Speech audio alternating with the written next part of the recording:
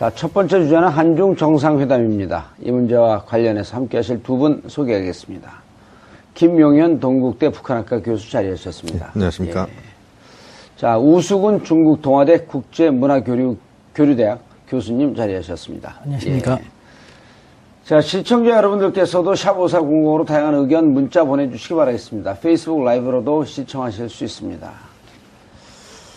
자, 아무래도 이 문제와 관련해서는 지금 대한민국 언론이 부글부글 끓어요. 무시당했다.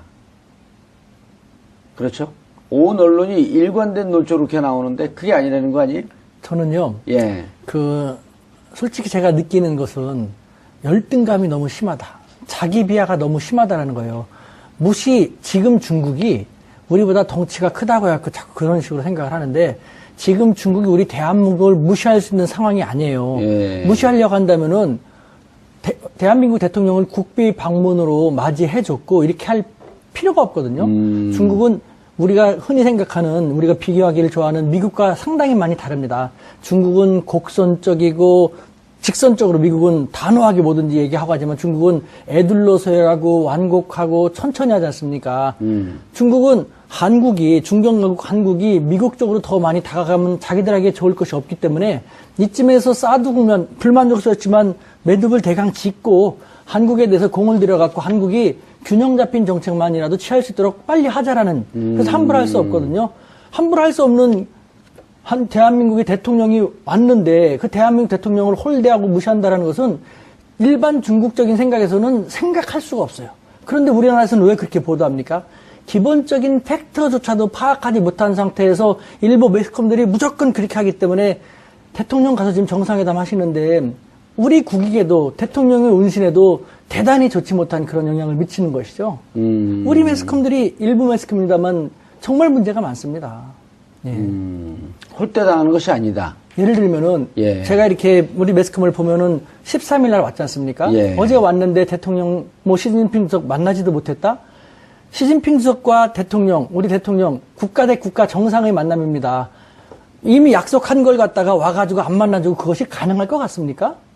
미리 한참 전부터 시간을 조율했고 어디서 무엇을 할 것인 걸 다 했고 공항에서부터 누가 나올 것인지 다 얘기했고 오케이 조율이 이뤄져서 그런 것입니다. 13일날 시진핑 주석은 중국에서 아주 중요한 남경 대학살이 있었죠.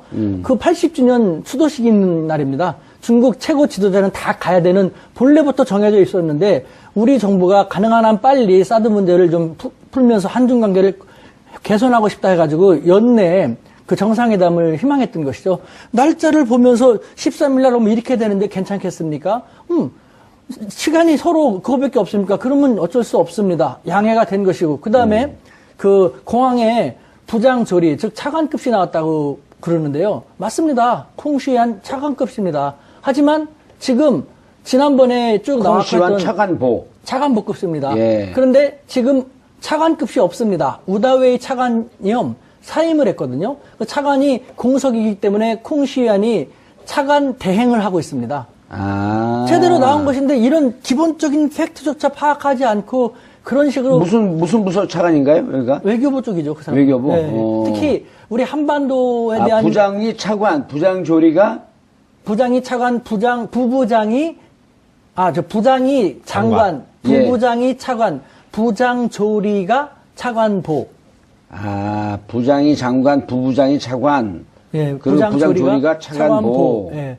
지금 적당한 차관이 없기 때문에 한반도 문제를 전문으로 하는 콩시안 차관보가 차관 대행을 하고 있고 차관 대행으로서 나온 것인데. 우다웨이 차관보, 이게 많이 이름이 나오던 사람인데 이게 사임을 했어요? 예. 그 공석이에요? 예.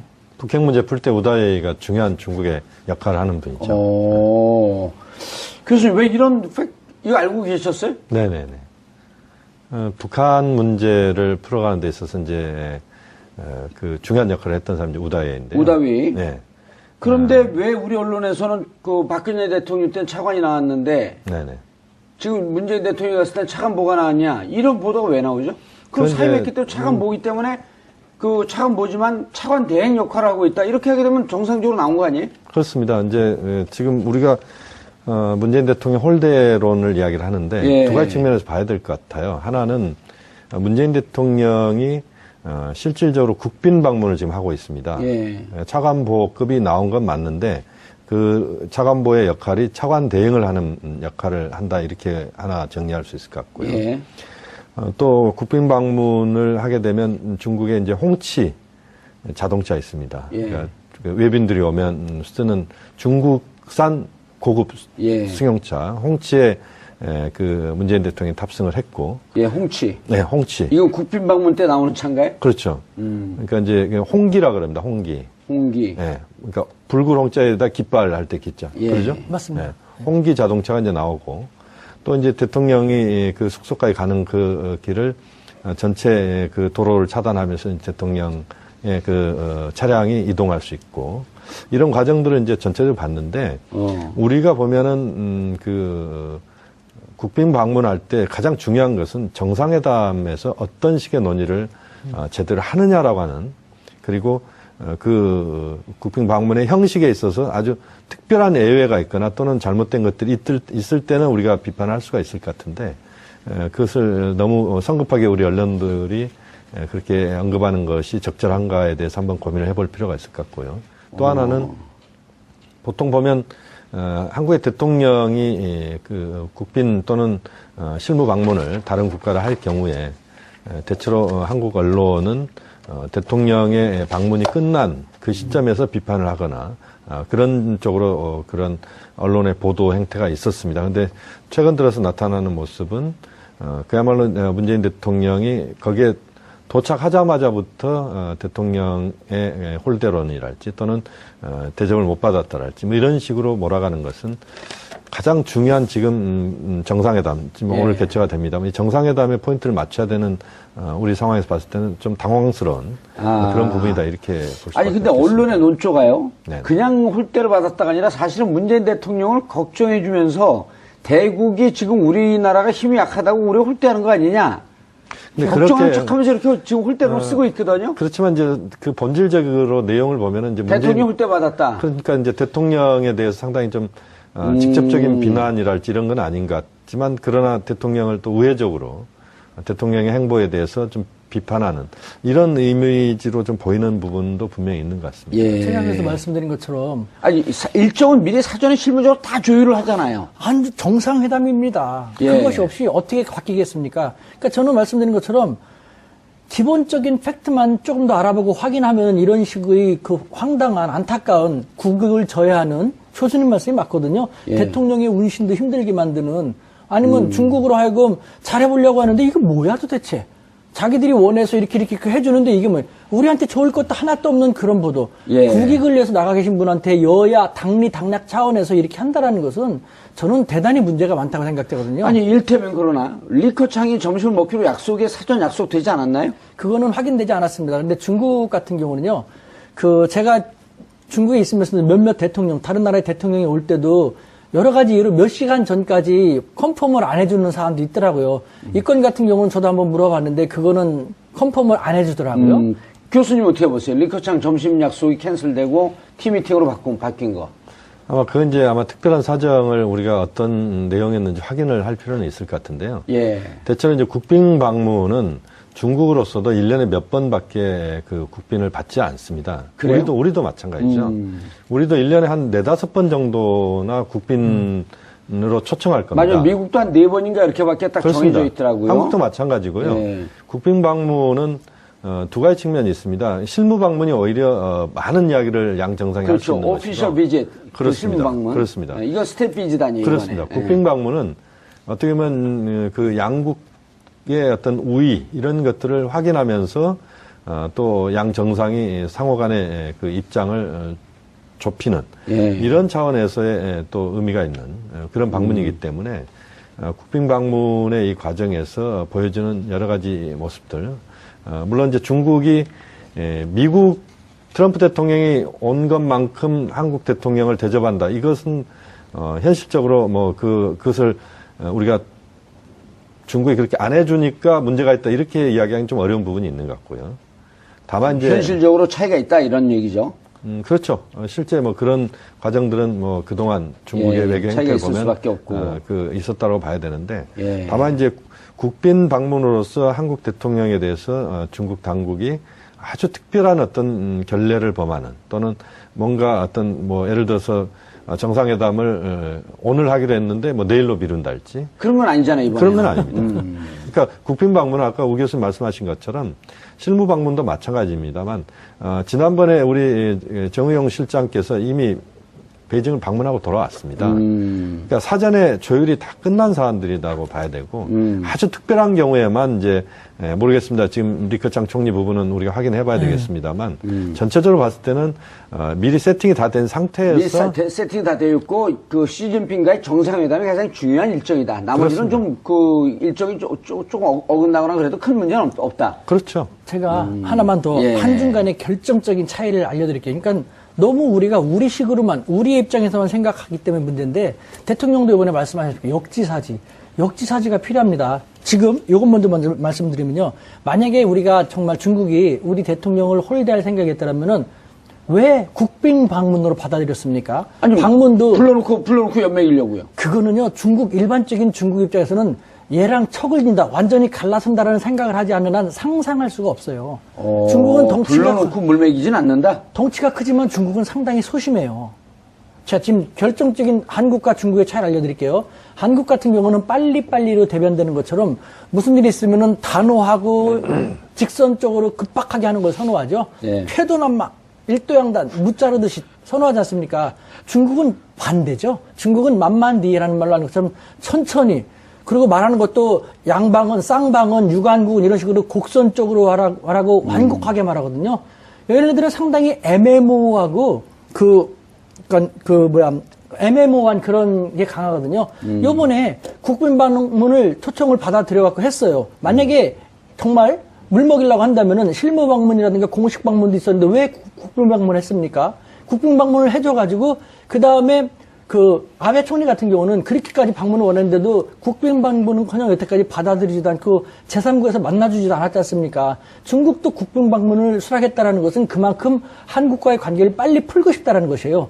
풀고 싶다고 하면서 물 먹인다는 것은 논리적으로 맞지가 않아요. 그러니까 우리가 너무 우리식으로 이렇게 해갖고 하기로 했잖냐. 10월 31일, 13일 합의도 했잖냐. 그러니까 일사천리로 탁탁 나가야 되냐고 하지만 그건 한국적인 생각이고 중국은 어디까지나 정상회담을 받아들여줬지만 사드를 반대해왔고 사드를 반대했음에도 불구하고 배치되고 또 4기를 추가 배치한다는 얘기가 나올 정도로 자기들한테는 더 안 좋아졌음에도 불구하고 국빈 방문을 성사시켰거든요. 그러면 시진핑 주석은 중국 국내의 민심이라든가 국내에서의 반대파의 역풍이 있을 수 있거든요. 그렇기 때문에 요번에 사드 문제라든가 삼불 원칙은 시진핑 주석은 어떤 식으로든지 언급을 할 겁니다. 안 하면 자기가 국내에서 입장이 난처해지니까요. 그러니까 우리는 우리 매스컴이 또 사드 문제 언급했네, 봉인됐는데 들춰냈네, 삼불 원칙 그렇게 말하지 말고 상대방은 상대방의 입장이 있으니까 말하게 하고 우리는 우리 입장을 견제하면 되는 거예요. 삼불 원칙에 대해서 대통령이 밝힌 것처럼 우리 입장은 우리 정부의 입장은 변함이 없습니다라는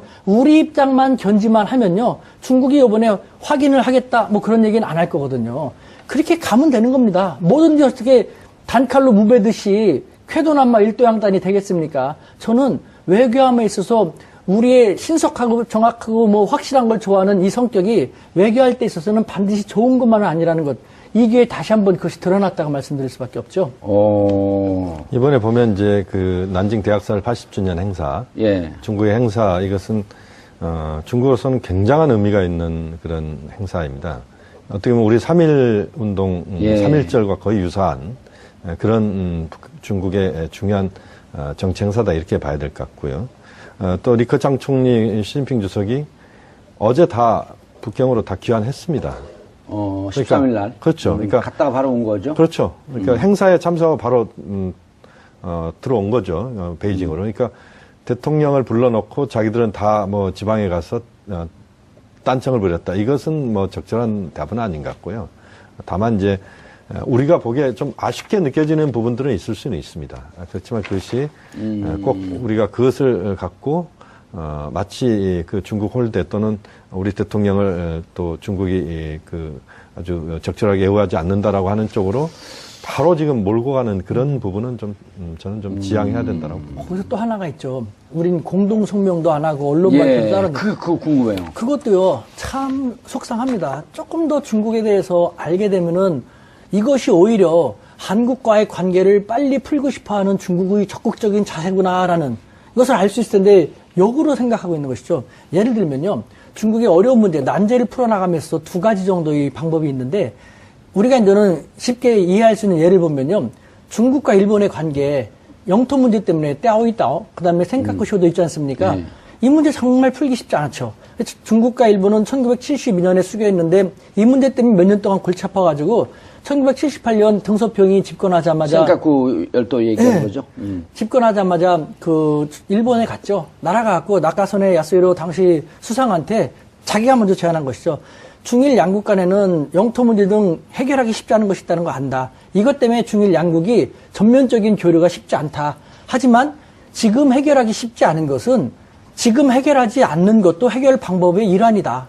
라는, 우리 중일 양국은 현명한 사람들이 100년 후에도 나타날 수 있을 것이다. 그 사람들한테 맡기고 우리는 이 문제는 연기하고 전면적으로 중일 양국 관계를 개선하도록 하자. 라는 식으로 함으로써 교류의 물꼬를 텄습니다. 그러니까 센카쿠 열도 문제는 분쟁이 있으면 있는 대로 이것을 해결하려고 하지 말고 밀어두자. 예. 밀어두고 지금 해결할 수 없는 것은 해결하지 않고 놔두는 것도 하나의 해결 방법이다라는 것이죠. 그래서 이 물꼬를 튼 다음에 대신 불씨는 남아둔 것이죠. 그 이후로 가끔 가다가 중일 양국 간에 우리 땅이야 우리 땅이야 이렇게 대립은 하지만 큰일 없지 않습니까?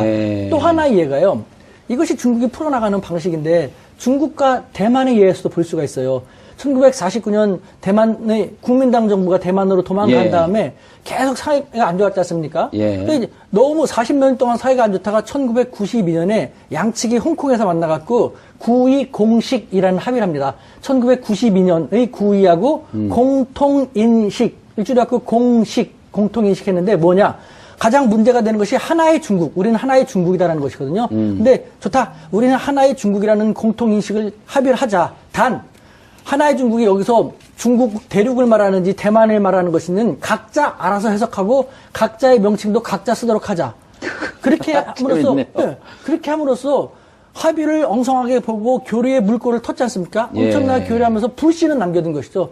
그 이후로 중국 하면은 대만이야, 중국 대륙이야, 이런 식으로 오고 있지 않습니까? 이것이 중국이 어떤 난제에 봉착하게 되면 푸는 하나의 지혜로운 방법이거든요. 해결할 수 없는 것은 해결하지 않고 놔두는 것도 또 하나의 해결 방식이다. 그러니까 구동존입니다. 그러니까 중국인들이 많이 쓰는 말인데 구동? 존이. 그러니까 대체로 우리가 우리 대통령께서 그 말을 막 요즘에 좀 쓰는 뭐예요 이게 구동존이가? 일단은 어려운 것들은 뒤로 미루고 쉬운 것부터 먼저 협의해서 정리해 나가자. 구동존이? 존이. 무슨 뜻이에요? 구할 구자. 구할 구자. 동의를 구하고. 같은 동자. 존재, 놔둔다. 같은 것은 구하고 다른 것은 그냥 놔두자. 존재하게 하자. 이거 사드의 해결 방식이네요. 그렇죠. 그러니까 결국은 우리나라도 중국과 일본, 중국과 대만처럼 그 사드 문제라든가 이 삼불 원칙이 구동전이와 같은 교수님 표현대로는 그런 식으로 가게끔 되는 것이 하나 생긴 거예요. 왜 이렇게 기사 쓰는 언론들이 하나도 없냐고요. 근데. 그것이 우리나라 언론의 문제예요. 있었는데 이게 이제 부각이 안 된 건데 지금 우리 우 교수님 잘 말씀하셨는데 사드 문제는 이렇게 가야 됩니다. 어렵고 힘든 문제는 일단은 놔두고 쉽고 동의할 수 있는 것, 합의할 수 있는 것부터 하고 그러면서 미래를 지향하면서 가고 그다음에 이 어려운 것은 조금은 성숙한 상황들이 될 때 그때 까면 된다. 그러니까 일단은 우리가 봉합이란 말을 썼지 않습니까? 10월 31일 날. 중국도 거기에 동의했던 것은 이제 구동존입니다. 그러니까 일단은 봉합해놓고 이게 문제가 없는 게 아니고 문제는 있는데 이 문제는 지금 당장 계속 이야기를 하면 복잡하니까 이건 뒤로 미루자. 이번에 공동성명이나 공동선언이 안 나오는 것은 중국은 어차피 이야기를 안 할 수가 없습니다. 사드 문제를. 우리는 사드 문제에 대해서 봉합을 한 걸로 우리는 정리 안 할 수가 없습니다. 이미 정리를 했으니까. 그러니까 서로 입장이 다른 것이죠. 그러면 이걸 내놓고 공동성명에서 그럼 이걸 두 가지를 다 이야기를 하자 그러면 이것은 상호 간에 굉장한 갈등을 유발시키거나 또 갈등으로 그건 우리식이죠. 갈등이 있는 대로 다 노출시키고 해결할 거야 안 할 거야. 지금 당장 해결할 거야? 안 하면 너네하고 지금 얘기 안 해. 근데 해결이 안 해결이 안 되잖아요. 되잖아요. 해결 안 되니까 구동전이 그러니까요. 존이. 예, 해결이 안 되고 앞으로 가야 될 길은 너무나 멀지 않습니까? 예. 한중이 해결해야 될 게 뭐 사드 문제는 일단 우리가 좀 이렇게 봉합해놓고 북핵 문제 어떻게 할 건지, 경제협력 한중 지금 경제 문제 어떻게 그렇죠. 할 건지. 그다음에 그러니까 거기서 네. 10월 31일 봉합한다 그러면서 단체 관광을 일부 푼 것은 그렇죠. 구동이네요. 구동. 중국식의 같은 그것이. 것은 조금씩 상대방의 반응을 보면 미국 같은 경우는 마음에 안 들면은 이라크라든가 아프가니스탄 폭탄처럼 팍 하지 않습니까? 중국은 그런 것이 없어요. 조금씩 가랑비에 옷 젖듯이 조금씩 조치 취한 다음에 바라보고 또 도전하고. 재밌네. 그러면서 이제 그 시 주석이 자주 쓰는 말이 이제 동주공제란 말이 또 있습니다. 동주공제. 동주 공제. 한 배를 타고 함께 물을 건넌다. 제는 무슨 제자예요? 제자가 삼수변에 있는 건널 제자. 건널 제자. 예. 어이예요, 아이예요? 어이. 어이죠, 어이. 그러니까. 예. 공제. 공제. 제공할 때 제. 예. 이번에 어제 지금 문재인 대통령이 한중 전략 비즈니스 포럼이 있었잖아요, 어제. 같은 배를 타고 같은 배를 타고 함께 배를 타고 함께 물을 건넌다. 그러니까 함께 가자는 겁니다. 미국 사람들이 요즘에 많이 쓰는 함께 갑시다 이런 이야기 많이 하잖아요. 그 말이거든요. 그러니까 구동전이 속에서 동주공제를 하자. 이게 동주공제는 시주석이 가장 많이 쓰는 말입니다. 그래서 함께 물을 건너자. 함께 물을 건너자. 지금 매력적인 표현이죠. 상황을 보십시오. 저는요, 우리 대통령이 가가지고 오늘 아직 정상회담도 아직 안 했습니다만 여태까지 보면요, 역지사지 강조하시죠. 그 다음에 우리 노영민 대사도 뭐 관례와는 달리 남경으로 바로 급파시켰죠. 중국인들의 마음에 정서에 다가가기 위한 노력을 많이 하거든요.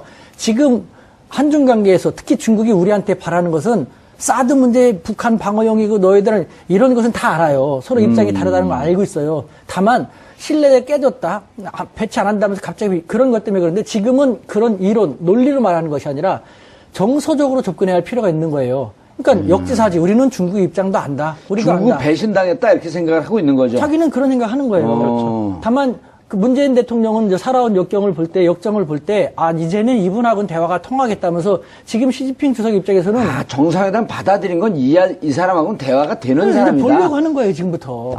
그래서요, 제가 3일 전에까지 중국에 있었지 않습니까? 제가 상하이에서 박사과정에 있었던 사람이 제가 박사과정에 있을 때 시진핑 주석이 상하이 당석이었거든요. 예. 시진핑 주석을 모셨던 참모진들하고 박사관에서 같이 수업을 했고 요번에 19차 당대회 때 한정 상하이 당석이하고 그다음에 왕훈이 상무위원이 됐지 않습니까? 이 두 사람들도 상하이 출신이거든요. 저도 상하이 있으면서 몇 번 만났고 그 참모진들하고도 지금도 계속 그럼 친하게 시진핑계예요?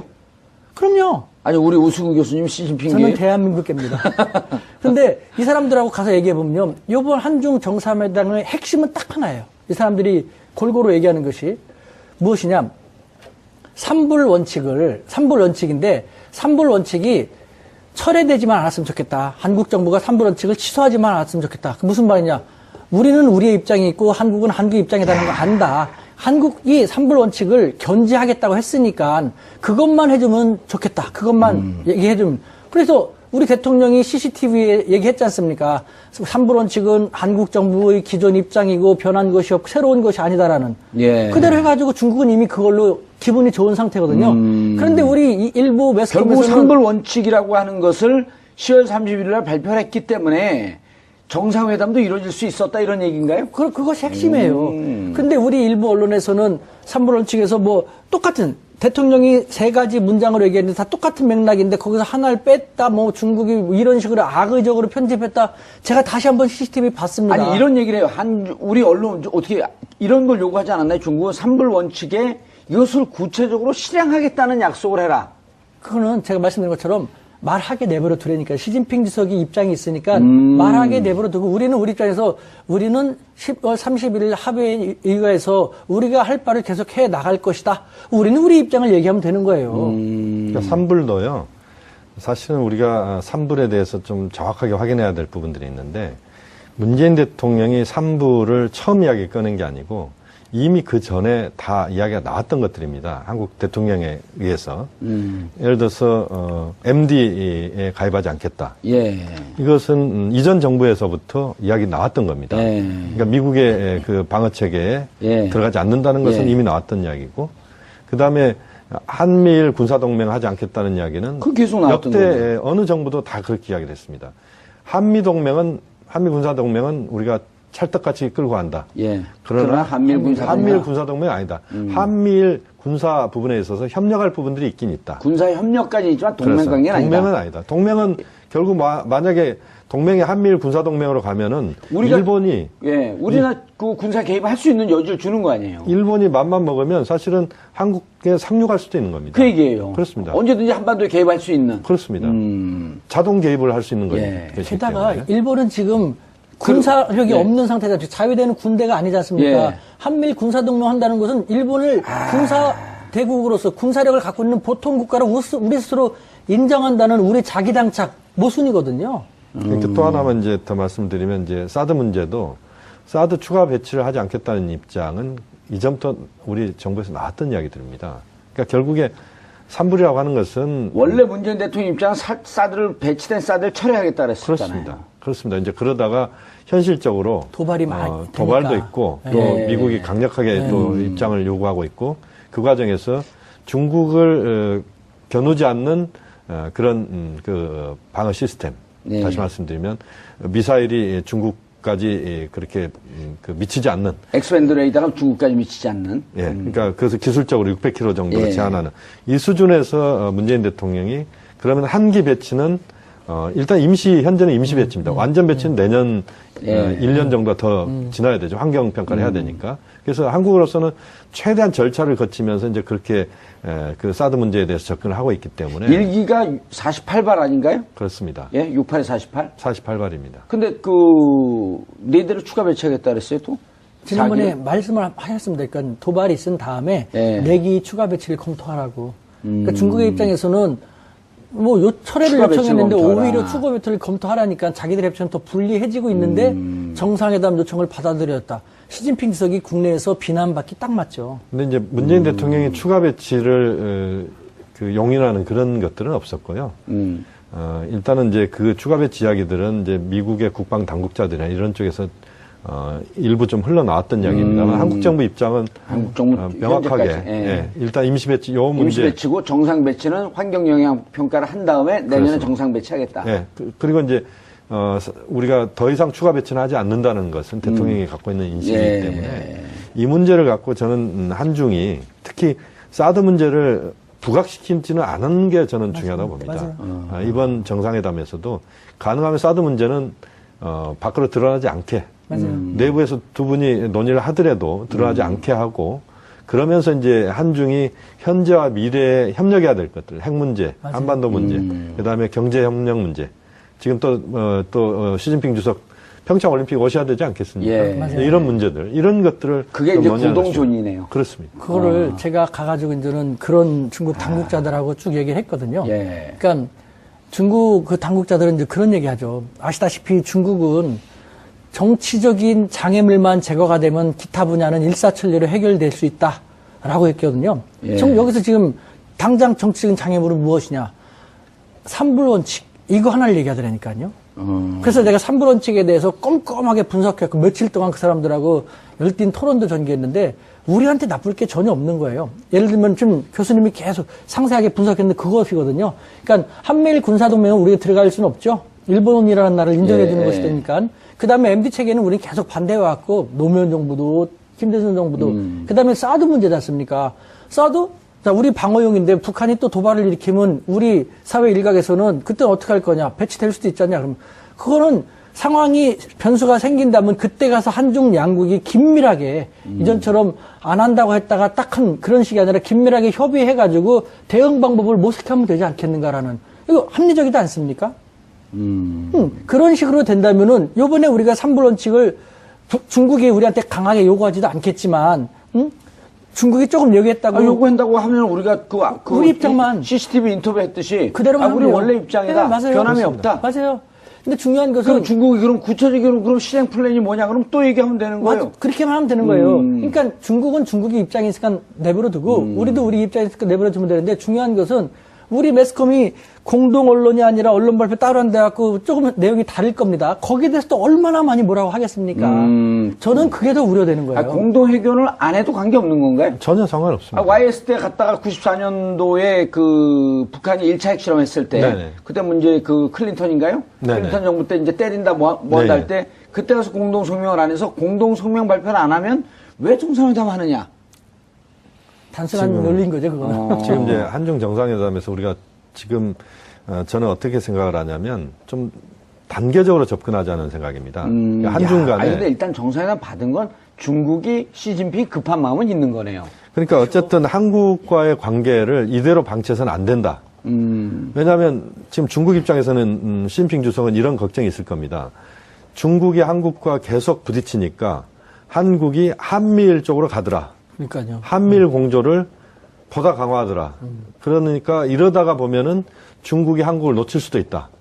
물론 한국이 미국과 친하고 일본과도 친한데 미국과 일본과 한국이 찰떡으로 이렇게 붙어버리면 중국은 굉장히 전략적으로 불안해진다. 그렇기 때문에 한국을 어쨌든 좀 더 그동안 한국과 등한시했던 것들을 좀 더 가까이 사드 문제 만들자. 때문에 1년 반 동안 등한시했던 그렇죠. 것을 이제는 좀 가까이 할 필요가 있겠다. 그렇죠. 안 그러면 한미일로 가버리니까. 예. 그런 부분에 대한 우려도 분명히 있었거든요.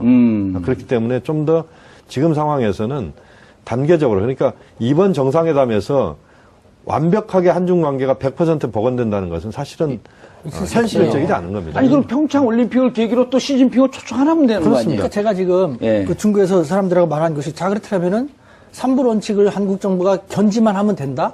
그럼 좋다. 그다음에 그러면 시진핑 주석이 다음 북경 게임 동계올림픽 게임의 주최국이다 하니까 와야 되지 않냐 했더니 그것은 3부 원칙을 견제한다고 하고 그때 오기 직전에 북한이 또 어떤 치명적인 도발을 일으키지 않으면은 예. 3부 원칙을 견제하게 된다면은 갈 확률이 상당히 높다.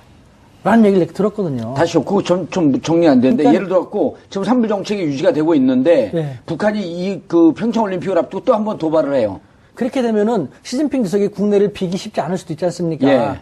북한하고 바로 맞대고 있으니까 예. 그런 북한으로부터의 어떤 긴박한 도발 같은 것이 없는 한 한국이 이번에 3불 원칙을 견지한다라는 한국의 기존 입장만 그대로 공개한다면은 시진핑 주석으로서는 갈 가능성이 상당히 높다라는. 근데 몇 년 동안 제가 이런 사람들하고 쭉 지내면서 이 사람들하고 얘기하면서 말했던 것이 들어줬던 것이 틀린 적이 한 번도 없었거든요. 예. 그러니까 우리는 우리의 입장만 견제하면 된다는 것이에요. 예, 자, 알겠습니다. 그러니까 한중 간에도 단계적으로 얘기하고 첫 번째 이대로 방치 안 되기 때문에 한국을 좀 끌어들일 필요가 있다라고 하는 그렇습니다. 거고 그다음에 그다음 단계에서는 지금 상황에서 이제 중국은 그래서 대통령을 오게 했죠. 한국 예. 대통령 오게 했고. 예. 그러면 먼저 누가 초청한 거예요? 그건 두 가지 양쪽 다 이해관계가 있는 쌍방의 겁니다. 이해가 있어서. 그렇습니다. 예. 이제 중국은 한국을 끌어들 필요가 있고 끌어들 필요가 있고 한국 입장에서도 한국은 중국을 통해서 북한을 견제를 해야 될 필요가 있고 그것도 있고 사드 문제는 일단 사드 문제 풀어야 되고. 이 정도로 하고 그다음에 한중이 경제협력을 지금 뭐 재개해야 되고. 다시 재개해야 되고 또 북한 핵 문제를 풀어가는 데서 중국의 역할이 워낙 중요하니까 워낙 중요하고. 중국도 역할을 보다 더 긴밀하게 한국과 그 호흡 조절을 하면서 가게 예. 만드는 그렇게 보면 저는 이제 두 가지인데 하나는 이번 정상회담으로 모든 것들을 얻으려고 한다. 이것은 제가 볼 때는 어려운 이야기입니다. 그렇죠. 오히려 이번 정상회담에서 만약에 뭐 좋다면 우 교수님 말씀대로 평창올림픽에 시진핑 주석이 오면 좋습니다. 예. 근데 만약에 그게 어렵다면 이번에 이제 우리가 국빈 방문했으니까 문재인 대통령이 국빈 방문을 요청할 겁니다. 예. 그러면 만약에 평창이 어렵다면 내년 꽃피는 봄에 시 주석을 예를 들어 제주도로 초청하겠다랄지 또는 서울로 초청하겠다랄지 뭐 국빈 방문 형식이면 당연히 서울로 와야 되겠죠. 그러면서 또 지금 미진한 부분들은 또 이야기를 합시다. 그래서 사실 과거에도 보면은 한중일 또는 한중 간에 보면은 거의 셔틀 정상회견을 했었거든요. 그러니까 1년에 한 번씩 돌아가면서 하기도 했고. 그래서 굉장히 가까운 이웃나라 아닙니까? 그러니까 예. 자주 만나야 되죠. 정상들이. 이렇게 어렵게 만나는 게 아니고. 그러면서 북한 핵 문제에 대해서도 논의를 하고. 그래서 자주 볼 수 있는 계기로. 그렇습니다. 이제 이것만 약속하면 저는 큰 성과라고 그리고 이제 봅니다. 그 다음에 리커창이 그렇죠. 이제 총리이기 때문에 우리 총리하고 또 만날 수 있는 기회를 좀 자주 갖고. 그렇죠. 예. 그러니까 요번에 앞마당인 북경으로 오는 것을 오케이 했다라는 것은요. 예. 그만큼 한국과의 관계를 빨리 풀고 싶다는 것이고 이번에는 탐색전입니다. 제3국에서 만나는 것은 별로 의미가 없어요. 와가지고 탐색전을 벌이고 또 저는 문재인 대통령의 성품이라든가 여러 가지 볼 때 두 정상이 의기투합하는 면이 반드시 생길 거라고 생각됩니다. 그러면은 우리 교수님 말씀하신 것처럼 또 저도 아까 말씀드린 것처럼 우리는 빨리빨리에 익숙하지만 중국은 만만히 천천히 차근차근에 익숙합니다. 아니 아까 그 센카쿠 열도하고 그다음에 그 중국과 양안 대만, 관계 네. 92년도 네. 9.2 공식. 9.20 공통할 때 공하고 인식할 때 식. 9.2 공식. 예. 참 말들이 어려워요. 그 추고가 만들어진 게 중국에서 먼저 만들어졌나 봐요. 그런 모양이에요. 중국이 푸는 문제, 난제 얘기를 해결하는. 9.2 공식. 예. 중국은 사자성어 아닙니까, 무조건. 그렇죠. 원 차이나. 근데 원 차이나 니네는 중국을 생각하고 우리는 대만을 생각하고 원 차이나 어디든지 중요하지 않다. 각자 위치에 가서 원 차이나 얘기해라. 그리고 어려운 건 놔두고 풀 수 있는 것부터 차근히 풀어나가자. 그래서 가끔 부딪히더라도 그 불씨가 있을 거라고 남겨둔 상태였으니까. 가끔 그렇다고 정면적으로 부딪히겠죠. 부딪히진 생각구에서 않겠습니까? 군사 분쟁이 가끔씩 있잖아요. 그러나 중일 관계가 깨지진 않는. 그렇죠. 네. 안 그러면은 우리 일각에서 얘기하는 것처럼 사드 문제 계속 이야기하고 산불 문제 들고 나오면요.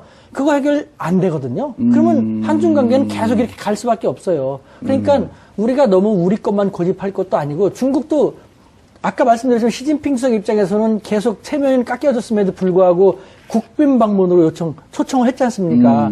의지가 서로 확인이 됐으니까 일부 매스컴이 확인되지 않은 것을 이상하게 보도해갖고 대통령을 힘들게 하지 말고 지켜봐 주시는 것이. 두 가지를 좀 말씀드리고 싶은데 하나는 시 주석과 문재인 대통령의 이런 성장 과정이나 이런 것들이 굉장히 유사한 부분들이 있습니다. 예. 또 성격적으로 시 주석과 누구요? 문재인 대통령이 그러니까 시 주석도 굉장히 고생하면서 성장을 했거든요. 물론 예. 시중신이라고 중국 시중신. 8대 원로 아버지죠, 중에 아버지. 예. 공산당 원로. 그렇죠. 그러니까 어떤 타자당이 문혁대 그 고생했습니다. 문혁대 하방돼 갖고 막 그렇습니다. 15년을 고생했잖아요. 그 와중에 이제 시중신의 아들인 시진핑 주석도 그때 고생을 같이 했거든요. 예. 그래서 고생을 해보면서 성장을 했고 문재인 대통령도 어쨌든 실향민 예. 그러니까 이북에서 내려온 부모님 밑에서 어렸을 때부터 성장 과정이 예. 부유하거나 그럼 둘 다 정치적으로도 변방의 아웃사이더예요. 그렇죠. 시진핑이 그렇습니다. 그 누구 서기로 들어갔다가 하방을 네. 하잖아요. 맞습니다. 용현 마을인가 어디에 어느 네. 마을로 가요? 산시성. 산시성에 토굴 쪽에서. 예. 그래서 그 두 아니 분의 그건 이제 저 하방됐을 때고 네, 네. 그 대학을 졸업하고 그 장관의 비서로 갔다가 난 그 이 세상에 갇힌 새가 되기 싫다 하면서 전시방으로 가잖아요. 그럼 거기서 이제 무슨 마을 성공시켜갖고 그러니까 이름들이 기억이 안 나. 어쨌든 그 두 분의 예. 성장 과정이나 또 궁합이 좀 맞는 부분들이 많습니다. 물론 이제 한중 간의 현안 때문에 지금 좀 복잡해졌지만 예. 그 두 분의 서로에 대한 그런 존중. 예. 또 중국 학자들 만나보면 문재인 대통령을 되게 좋아합니다. 여기 중국 학자 여기 있잖아요. 뭐 아니 어디서 만나요? 중국 학자들, 중국인 학자, 저는 한국인 중국인 학자. 학자들이 문재인 대통령에 대한 기대가 꽤 컸었고 지금도 역시 있습니다. 이제 그게 한편으로 존재하고 있고 이제 또 하나의 역설을 말씀을 드리고 싶은 부분은 제가 그저께 그 중국 심양을 다녀왔는데요. 예. 심양의 그 총영사관에서 대화를 하는데 몇 년 전에 심양에 한국 교민이 2만 명이었는데 예. 그 사드 문제 터지고 나서 현재 8천 명으로 줄었답니다. 12,000명이 빠져나간 거예요. 완전히 그 동북삼수소서 심양이 우리나라 핵심이죠. 핵심이잖아요. 그리고 그렇습니다. 일본은 대련에 많이 투자했고, 그렇습니다. 대한민국 기업은 심양에 많이 투자했고, 맞습니다. LG, GS 다 그쪽으로 투자했고. 그렇습니다. 2만 명인데 야. 8,000명 남았다는 거예요, 지금. 3분의 1로 줄었네요. 네. 그러니까 얼마만큼 이 위기네. 사드 문제 때문에 예. 한국 교민들이 또 한국의 그 중국 투자 이런 게 망가졌는지 그래서 이걸 더 이상 방치할 수 없습니다. 이건 이제 우리 지금 당장 우리 현대자동차 같은 경우도 저도 북경 현대자동차를 가봤습니다만 어마어마한 공장이거든요. 베이징에서 예. 가장 대학생들이 취직하고 싶은 곳이 북경 현대자동차였어요. 아. 근데 지금은 시장 점유율이 확 떨어졌거든요. 예. 이런 것들을 우리가 더 이상 방치할 수 없다. 이런 차원에서 본다면 좀 더 빠른 한중 관계 회복이 필요하다 이렇게 봐야 되겠습니다. 예. 자, 두 가지만 더 여쭙게요. 시간은 뭐 많이 지났지만. 자, 일단 CCTV 여자 기자가 너무 무례했다. 라고 하는 게 이제 또 홀대론이 또 하나 있고. 두 번째, 한국 기업들 총수들이 대거 같이 갔잖아요. 상투적으로 의례적으로 간 거냐 아니면 이번에 뭔가 풀기 위해서 간 거냐. 그 부분에 대해서 좀 정리를 해 주셔야죠. 먼저 CCTV 같은 경우는 예. 일단은 그 우리식으로 바라볼 때 중국어 어떻게 좀 되게 투박하고 거칠죠. 막, 니 칠팔라마, 이런 식으로. 예. 지금 저한테 욕하는 거예요? 식사하셨느냐. 아, 니치팔로마. 식사하셨나? 취판이 밥이니까. 맞습니다. 니치팔로마. 사람 오해하지 마십시오. 예. 뭐, 쌍니. 저는 남자 싫어합니다. 제가 보고 싶었어요. 그랬거든요.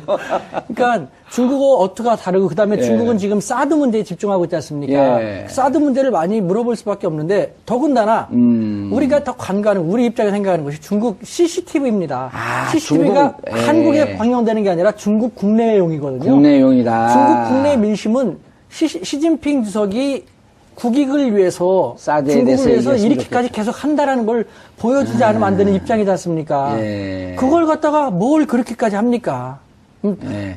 중국어에 익숙치 않은 그런 사람들 입장에서는 너무 좀 무리하다라는 생각이 들 수도 있겠지만 저는 그래서 그걸 봤다니까요. 예. 근데 큰 문제 없었거든요. 중국에 있는 교민들이 봤을 때도 문제가 없나요? 큰 문제 없죠. 한국 교민이 봤을 큰 문제 때. 없죠. 큰 문제 없었다. 네. 오케이. 더군다나 악의적인 편집했다고 하는데. 악마의 편집. 예. 거기서 3개의 문장이 있었습니다. 우리 대통령이 우리는 사드 문제에 대해서 우리 정부 입장은 바뀐 것이 없다. 새로운 것이 아니다. 우리는 계속 견지해 왔다. 똑같은 내용이었지 않습니까? 예. 그중에 가운데 거 하나 뺐다고 해가지고 내용이 달라진 게 전혀 없거든요. 우리는 그 입장을 계속 견지해 왔다라는 것. 예. 그것인데 그걸 뺐다고 해가지고 악마의 편집, 편집 악의적으로 했다. 저는 이해가 안 가요. 그래서 제가 다른 데 가서 물어봤어요. 이렇게 물어봤더니 완전히 제 방송을 통편집했죠.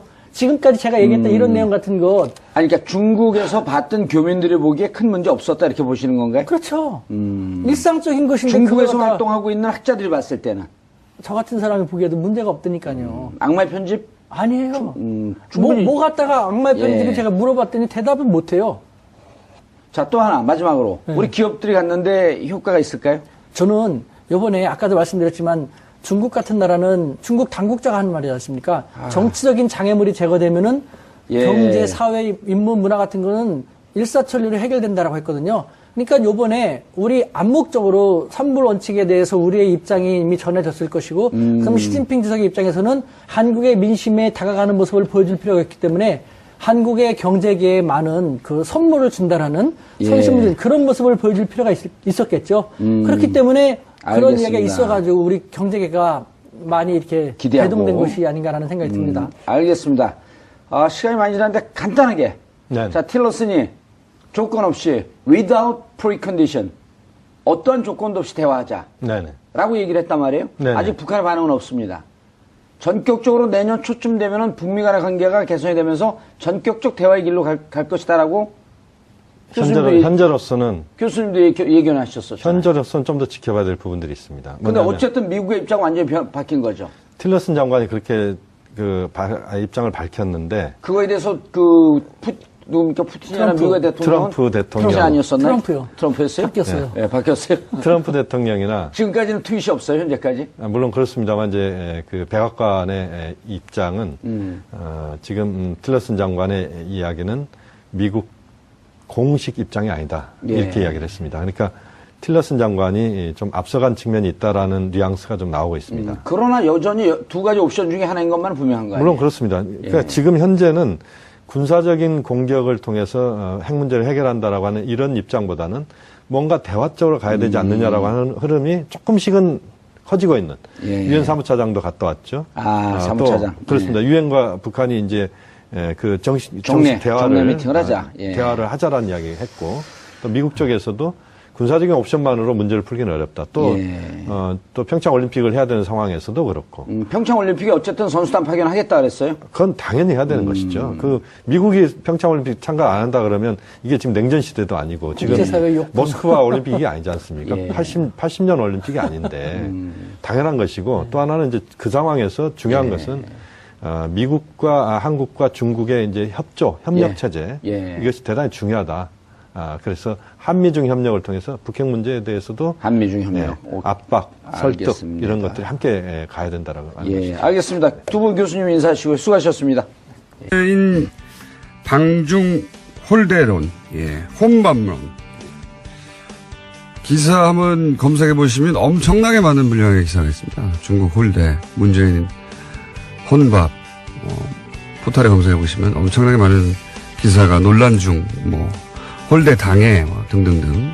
종편에서는 지금도 그 얘기를 하고 있고요. 과연 그런지 저희가 어제부터 짚어보고 있는데, 이번에는 중국에서 활동하는 전문가, 중국 동아대의 우수근 교수님 직접 수대 모시고 얘기 좀 나눠보겠습니다. 안녕하십니까? 네, 안녕하십니까? 중국 동아대에서 어떤 과목을 하셨습니까? 저는 국제관계라든가 한중일 비교 예. 같은 과목을 2005년부터 살고 있습니다. 이미 2005년부터. 저도 사실은 저희 통신원과, 일반인 수준의 눈높이에서 피부로 느끼는, 중국의 반응은 들어봤는데, 전문가들이 보시는 관점은 또 다를 수 있으니까, 저희가, 중국에 계시는, 한국인 전문가로 저희가 모셨습니다. 자, 굉장히 많은 얘기가 있는데, 그 전에 요 얘기부터 잠깐 해야 될 것 같아요. 홀대론 얘기 막 나올 때 너무 답답하셔서 사실은, 어떤 매체하고 사전 인터뷰를 했는데, 시간 관계상. 그 인터뷰가 대부분의 이 홀대론에 대한 반박이었는데, 그게 아예 성명집되고 안 나간 경우가 있었다고요? 지금 국내 미디어 분위기를 얘기하는 겁니다. 예. 맞습니다. 정말 시간 조절 때문에 네. 어쩔 수 없이 그때는 녹음 방송을 했는데요. 네. 근데 두 앵커분이 너무 편파적이고 말도 안 되는 정말 그야말로 각주 국어입니다. 현실에 맞지 않는 고리타분한 옛날 얘기만 하고 이미 답은 정해놓은 듯한. 네. 그래서 그것이 아니다. 우린 자유민주 국가이다. 양쪽의 의견, 양쪽의 입장도 들어보고 판단하는 게 낫지 않겠냐면서 조목조목 그분들이 모르는 것을 들려줬어요. 예를 들어서 홀대론이라고 몰아가는 것에 대해서 그거 잘못 알고 있는 거다 이렇게 해명해 주셨는데. 예, 그렇죠. 그래서 10여 분 동안 녹음을 다 마쳤는데 그 녹음 과정에서 남자 앵커분이 그럼 이건 어떠냐 이렇습니다.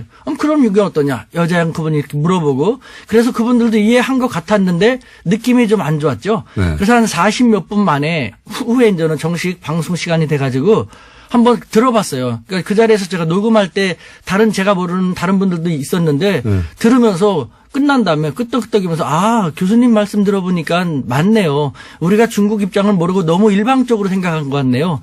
그렇게 동조해 주셨는데 막상 방송을 딱 들어봤더니 제 목소리가 아니라 다른 분 목소리 질문은 똑같고 그러니까 그 40몇 분 만에 올킬 시켜버렸더라고요. 제 방송을 아예 그냥 통편집. 그러니까 홀대론으로 이 방송을 몰아가야 되는데 교수님이 그게 아니라고 얘기하니까 교수님 답변 부분을 사전 녹음했던 걸 다 없애버리고 거기에 본인들 취지에 맞게 답해주는 사람으로 끼워 넣어가지고 다시 방송을 했더라. 그러니까 저는 이건 생방송 그렇게 나왔더라.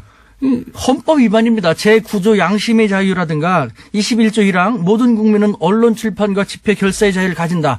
저는 제 양심에 따라서 국민들이 알 권리를 제공하기 위해서 반대되는 혹은 우리 사회에 알려지지 않은 그런 이야기를 들려줬는데 자기들의 입맛하고 맞지 않는다고 한다는 것은 반자유민주적인 그런 처사 아닙니까?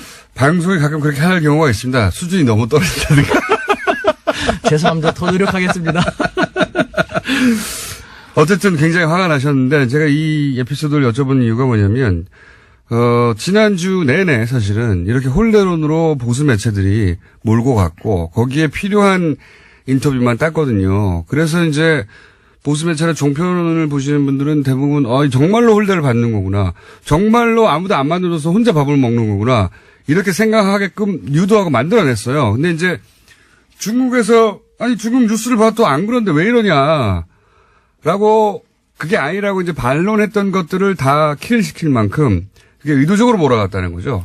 자, 그러면 하고 싶으셨는데 못했던 이야기 혹은 그때 했는데 편집당해가지고 삭제된 이야기도 잠깐 여쭤보면 저는 궁금한 것이 이겁니다. 한중 정상회담을 바라보는 한국의 분위기는 우리가 잘 알아요. 이제 홀대론 혼밥론으로 대표되는 프레임. 실제 중국 내의 분위기, 그러니까 중국 미디어에 나온 이야기는 그나마 조금 접할 수 있습니다. 근데 그게 아니라 중국 내에서 우리 미디어에 보도되지 않는 내용, 혹은 중국 미디어에 보도되지 않는 내용, 속사정들 이런 게 있지 않습니까? 혹은 또 교수님이 이제 학교에 계시니까 주변에 지식인들의 이야기를 들을 수도 있잖아요. 중국 지식인들의 이야기. 언론에는 얘기 안 하지만 사실은 이런 거야. 그런 얘기가 궁금하거든요. 자, 우선 우리 매스컴에서는 홀대를 당하겠다고 하는데 중국에서는 어떻게 바라고 있습니까? 속내가 뭡니까 이게? 예. 지금 참고로 뭐 제가 2005년부터 지금 예. 상하이에 쭉 있는데요. 제가 거기서 박사과정을 할 때 저랑 같이 공부했던 사람들이 시진핑 국가주석이 당시는 상하이 당석이 1인자였습니다. 네. 그분을 모셨던 참모진들. 아하. 지금도 같이 쭉 이야기를 하고 10몇 년 됐으니까 그야말로 호용호재하죠. 시진핑의 참모진들과 잘 아신다 이거죠? 그렇죠. 동문이다. 예. 그 중에서 시진핑 주석이 중앙으로 국가 부주석 주석으로 가면서 같이 데려가고 근무하다가 다시 내려오고 로테이션으로 도는 분들도 계시거든요. 오. 뿐만 아니라 왕후닝이라든가 한정 상하이 당석이 같은 경우도 요번에 7인 상무위원으로 들어갔거든요. 그분들도 제가 몇 번 만나서 그분들 참모진들하고 쭉 지냈어요. 교수님의 인맥이 훌륭하면 잘 알겠습니다. 그러니까 그분들을 통해서 제가 알 수 있었던 것, 이것은 네. 한국 사회에 알려지지 않는 것이지 않습니까? 어떤 방송사였나요? 혹시 편집됐던 게 종편인가요? 아이, 그거는 제가 이 양심상 말씀드릴 수는 없고요. 그건 제가 알아서 나중에 말씀드릴게요. 예. 그러니까 그런데 우리 사회에서는 홀대라고 하는데 네, 예를 그쪽에서는? 들면은 중국에서는 그러는 것이죠. 내가 이제 며칠 전에도 그분들하고 연락을 했는데요. 아니 우 교수 좀 한국이 해도 너무한 것 아닌가. 한국이 25주년 한중 수교 25주년 기념을 올해 내 하고 내년서부터 새롭게 하자라는 측면에서 그렇죠. 좋은 발상에다 해갖고 받아들여져서 다른 것도 아닌 정상의 방문에는요. 사적 방문, 실무 방문, 공식 방문, 뭐 국빈 방문 랭킹이 있는데요. 네. 국빈 방문을 해줬다. 네. 국빈 방문도 중국에서는 1년에 몇 차례밖에 안 해요. 전 세계 국가 원수를 상대로. 그 정도로 중국은 한국하고 껄끄러운 관계를 빨리 풀고 가기 위해서 이렇게 노력을 했는데 홀대가 아니라 정반대인데 즉 시진핑 주석은 중국 국내에서 야 한국은 시진핑 너가 사드 반대했는데 사드를 배치하고 또 4개를 더 배치하겠다라는 얘기가 나올 정도로 계속해서 당신의 체면을 구기고 따귀를 때리는데 당신은 왜 이렇게 굴욕적으로 한국에 이렇게 잘해주느냐. 거꾸로 네. 중국에서 왜 굴욕적인 외교를 하느냐. 시진핑 주석은 그런 얘기를 들을 정도인데 한국은 너무 일방적으로 자기들의 입장만 얘기하니까 이것이 정말 제대로 잘 파악하고 있는 것이냐. 한국의 입장이 아니라 한국의 보수 매체가 만들어내는 프레임인데 그렇게 알려주시면 되고. 근데 그게 포털을 통해 너무 많이 퍼지니까 정말 한국 전체가 그렇게 생각하는 것처럼 오해할 수 있고, 근데 그게 아닌데 이제 중요한 건 여기서 거꾸로 중국에서는 아니 중국 사드 그 철수 안 했는데 왜 이렇게까지 국빈 방문을 해주고 당신이 너무 굴욕적이다라는 얘기가 오히려 내부적으로 있다. 보십시오. 이것이 홀대라든가 무시가 절대 될 수가 없다라는 것은요.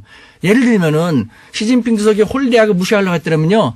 국빈 방문을 받아들여줄 리가 없어요. 당연히 그렇겠죠. 일본을 보십시오. 일본 아베 총리 아직 중국 한 번도 방문 못했습니다. 5년째 방문 못하고 있죠. 받아들여지지 않고 있어요. 제3국에서도 억지로 얼마 전에 만나줬죠.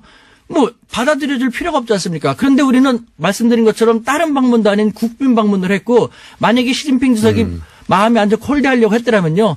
시진핑 주석이 만나기 전에 7인자인 장까오리 그 사람의 한자 이름이 우리의 고려시대의 고려랑 같습니다. 발음을 까오리라고 하는데 나는 까오리 고려라는 이름을 갖고 있어. 이만큼 우리는 한국하고 친해하면서 대통령이 시진핑 주석을 만나기 전에 그 사람 먼저 만나서 막 너스레 떨면서 했지 않습니까? 만약에 1인자인 국가주석이 별로 불쾌하게 생각하고 홀대하려고 했더라면은 7인자에 불과한 사람이 그렇게까지 너스레 떨면서 할 수가 없거든요. 여러 가지 정황을 볼 때 이것은 홀대가 될 수 없어요. 더군다나 진짜 홀대했더라면요. 요번에 시진핑 주석이 사드 한국이 적절히 처리해 주길 하면서 넘어갔고 그다음에 가장 중요한 3불 원칙. 예. 3불 원칙 같은 건 전혀 언급도 안 했지 않습니까? 언급도 안 했죠, 아예. 예. 그다음에 2인자, 3인자도 되게 좋게 반응을 보였고 되게 우호적으로 대해줬고 어떤 거 하나 보더라도 홀대하고가 거리가 먼데. 혼밥은요? 혼밥. 이게 혼밥 나오는 같은 거 보십시오. 네. 우리가 이제 너무 일방적으로 생각하는데 중국이 지금 한국하고 사이가 안 좋지 않습니까? 네. 그런데 말씀드린 것처럼 국빈 방문으로 초대해줬어요. 그리고 그때마다 시진핑 주석이 다 찾아가서 아니면 2인자, 3인자가 찾아서 식사하고 그러면요. 중국 국내의 민심을 보십시오. 시진핑 주석을 바라볼 정적도 많습니다. 절대 권력을 지는 과정 속에서 상당히 많은 적을 만들었으니까요. 민심도 안 좋거든요. 사드를 배치해갖고 중국이 위험하게 됐다라는. 그런데 어떻게 몇 끼니 다 할 수 있습니까? 어느 정도 기본적인 중국의 메시지. 우리는 당신들을 국빈 방문으로 초청을 합니다. 받아들입니다. 그것은 개선하고 싶다는 것입니다. 그렇게 해주면서 지켜보는 것이죠. 중국 국내 민심도 의식을 하면서 어떻게 몇 끼니 다 그렇게 할 수 있습니까? 이게 너무 일방적인 우리의 요구인 것이죠. 비현실적인. 그러면 실제 이 식당을 선민식당을 방문한 것이 중국 일반에 미친 영향은 뭡니까, 보시기에? 그것은 아주 잘하신 거예요. 예를 들면요. 저는 요번에 대통령이 이미 방중하기 전에 예. 이번 방중은 상당히 결실이 있겠다라는 생각이 들었는데요. CCTV 인터뷰했지 않습니까? 방중하기 전에. 중국에. 그런데 그걸 갖다 우리는 악마적인 편집을 했다는데 그만큼 너무 자의적으로 해석하는 것인데요. CCTV에서 대통령은 우리는 삼불 원칙, 우리 기존 입장을 견제하겠다. 바뀐 거 하나도 없거든요. 네. 그것만 얘기했어요. 근데 중국이 바랬던 것은 중국이 이번에 문재인 대통령에 입에서 확인하고 싶었던 것은 딱 하나였습니다. 중국 사람들은 그런 얘기예요. 이번에 중국 당국자들도 중국 같은 나라는 최고 1인자가 생각하는 정치적인 장애물만 해결이 되면은 나머지는 일사천리로 해결된다라는 얘기를 이번에 들려줬거든요.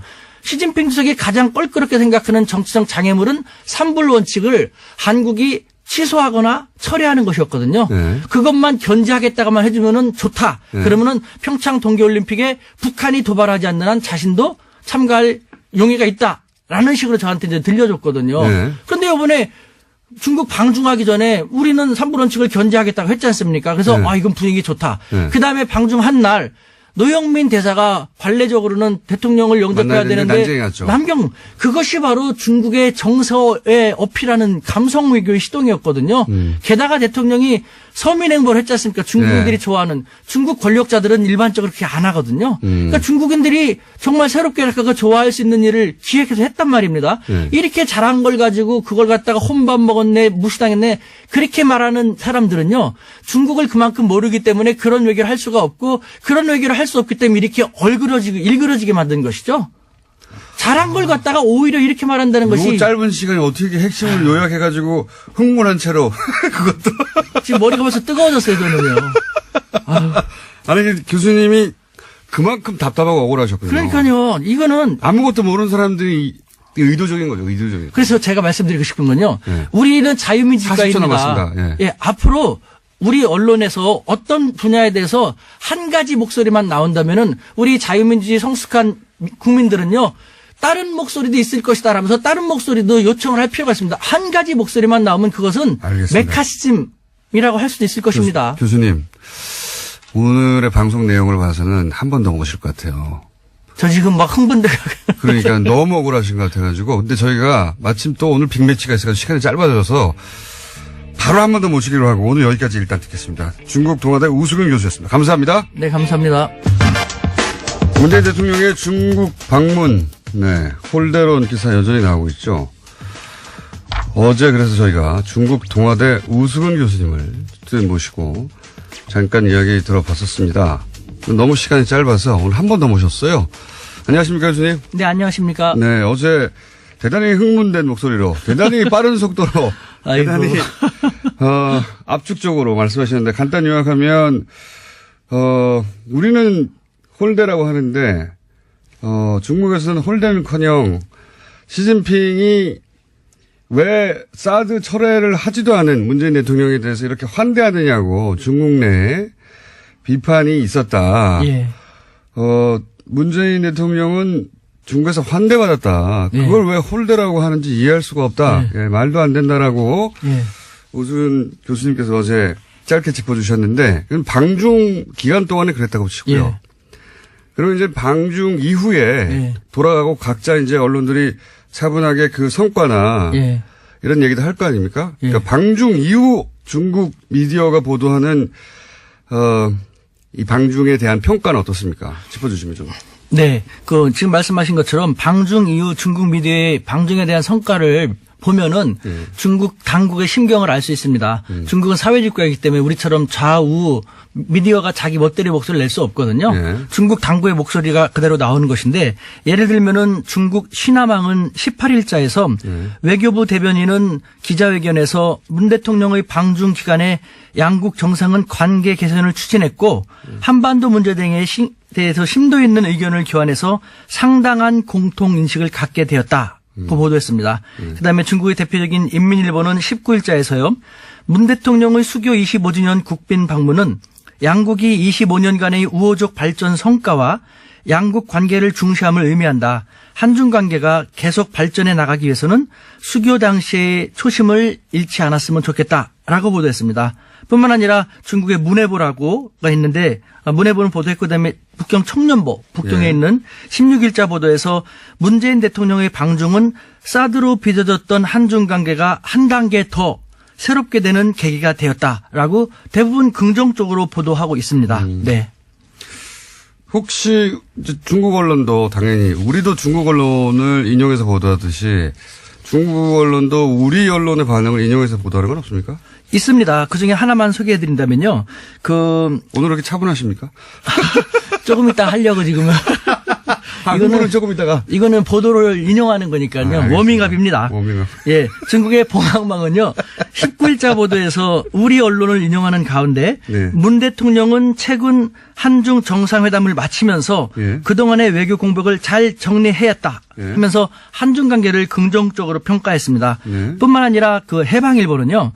문 대통령의 방중 관련돼서 한국의 언론 매체는 비판적 보도를 했다.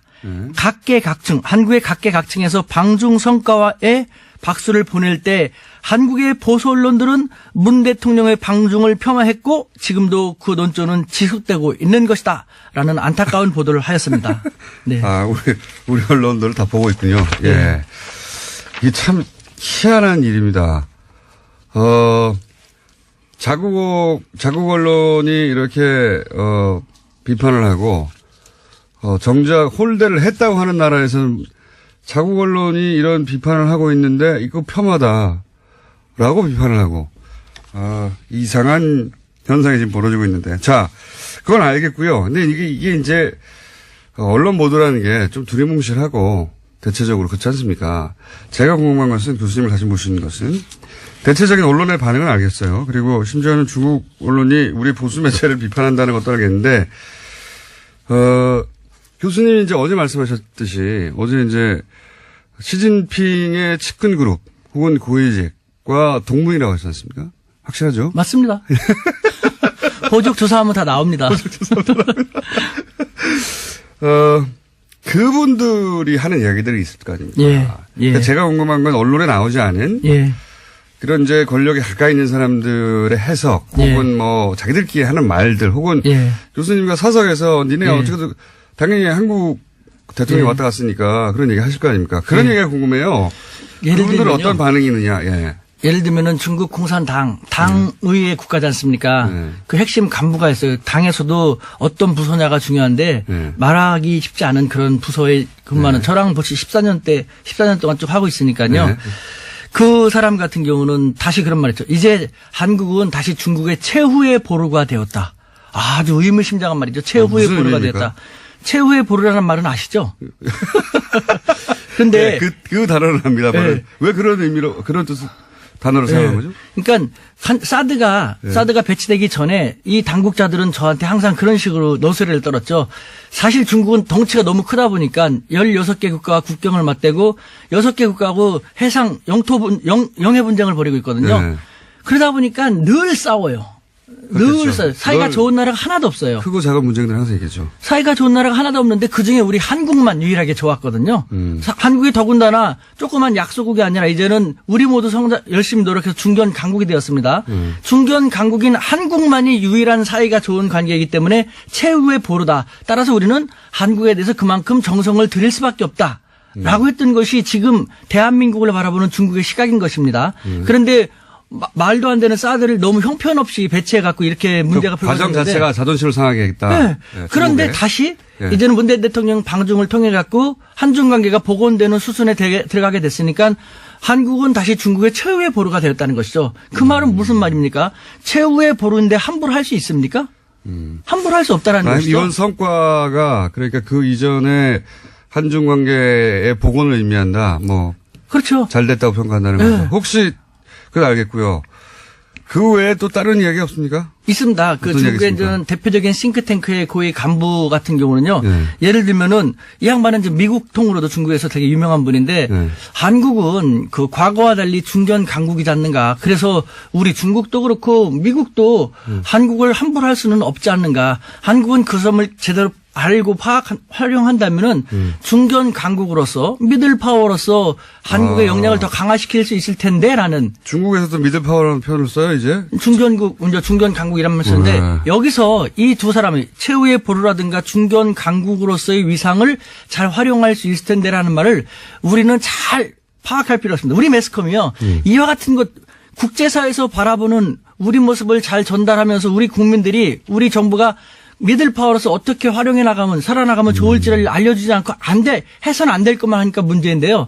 저는 사실 국내 문제 잘 모릅니다. 죄송하지만 저는 95년에 한국 나가서 어떻게 하다 보니까 일본, 미국, 중국 유학을 다 갖고 2004년부터 3년부터 중국 대학에 있거든요. 네. 그렇다고 제가 잘 사는 집이 아니라 인천의 가난한 노동자의 자식인데요. 술 마시는 것도 아니고 갑자기 쌍코피 흘리면서 이렇게 살았는데 그래서 저는 국내는 모르지만 국제는 벌써 쭉 알고 있죠.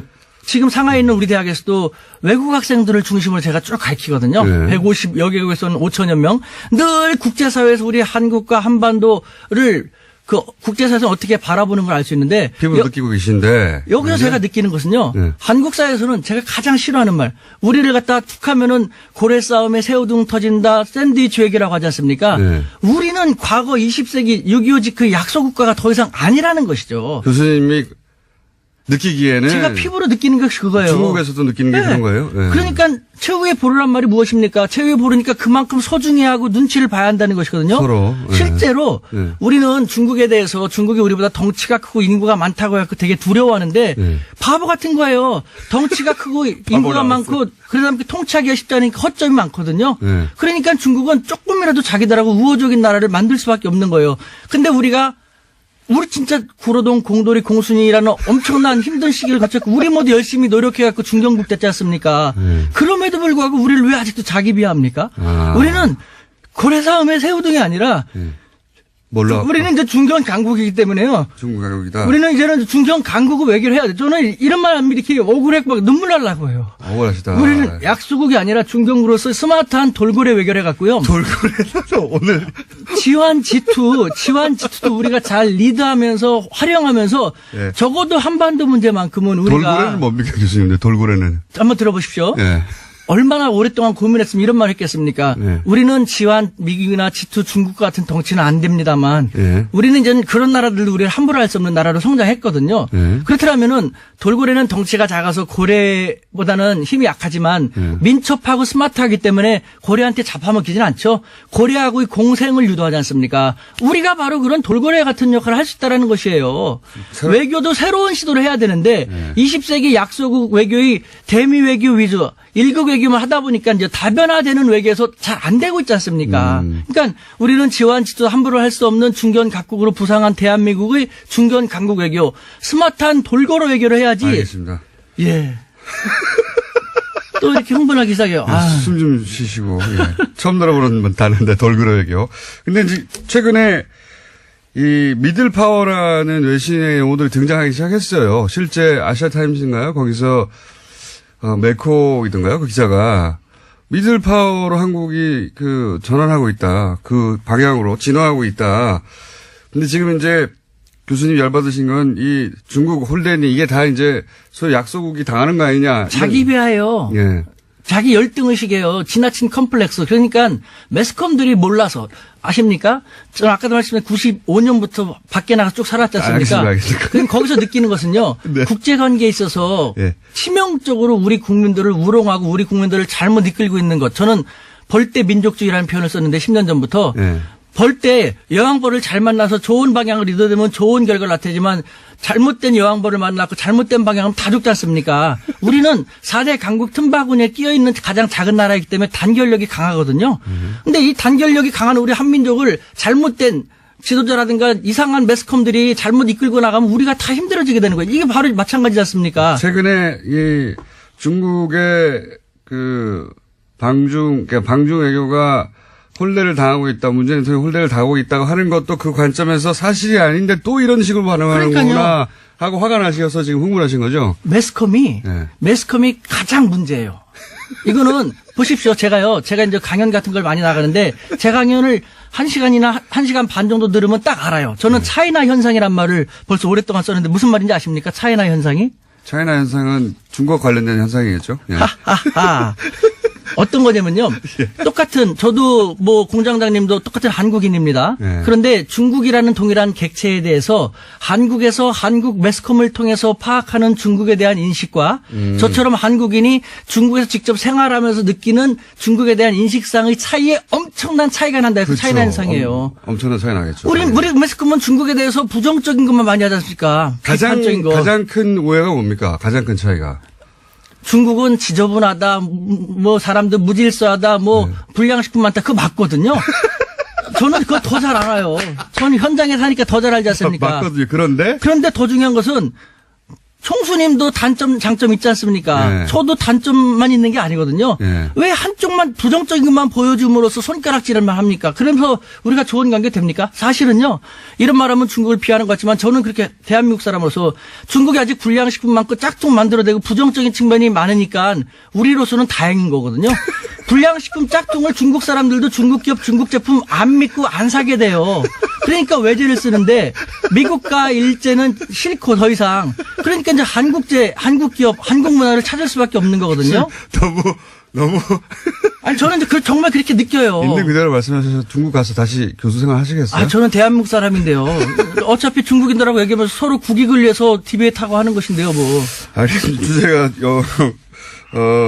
콜대 맞느냐 아니냐에서 굉장히 많이 진도가 나갔는데 앞으로 그 주제는 또 한번 마련해 볼게요. 1분밖에 안 남아가지고 오늘 마무리를 지어야 될 것 같은데 여하간 언론 매체도 그렇지만 근데 언론 매체만으로는 정확하게 심증을 읽을 수 없으니까 교수님 주변에 그 중국 내 고위직이 있거나 혹은 뭐 탱크탱크에 있거나 혹은 시진핑 측근 그룹에 속하는 분들 대학 동문들한테 얘기를 들어보면 요 외교를 통해서 한중 관계를 다시 복원하고 잘 지냈으면 하는 마음이 중국에 있다는 거죠. 한마디로 얘기한다면요. 예. 중국 당국자들은 한국에 대해서 한자성어로 얘기한다면 노심초사. 항상 노심초사입니다. 아유, 쟤네들이 또 미국 쪽으로 더 많이 가면 안 되는데 어떻게 하면 쟤네들을 끌어들일까라는. 왜 노심초사합니까? 조금 하고 보잘것없다면 그런 생각 안 하죠. 눈치 보지 않습니까? 사드 제대치도 한 번에 쫙 너네랑 끝나도 좋아하지 않고 찔끔 부렸다가 눈치 보고 찔끔 부렸다가 눈치 보고 하지 않습니까? 왜 그럽니까? 확 버릴 수 없거든요. 확 가면 자기들한테 불리하니까. 이런 국제사회, 중국이나 미국이 우리를 어떻게 바라보는지를 우리 매스컴들은 정확히 보도해갖고 우리 사회가 21세기 중견 강국으로서의 위상을 그대로 잘 활용할 수 있는 계기가 되었으면 좋겠다라는 마지막 당부의 말씀 드립니다. 오늘 흥분 안 하려고 했는데 자꾸 유도하시니까. 선생님, 요 주제는 오늘 여기까지 하고요. 예, 다른 주제, 우리가 중국에 대해서 잘못 알고 있는 거. 예, 이런 정말 주제로 그래요. 다시 한번 예. 시간을 곧 마련하도록 하겠습니다. 몸이 떨립니다. 오늘 이렇게 안 하려고 우리 애가 신신당부했는데. 자, 여기까지 하겠습니다. 지금 중국 동아대 우수근 교수님이었습니다. 감사합니다. 네, 감사합니다.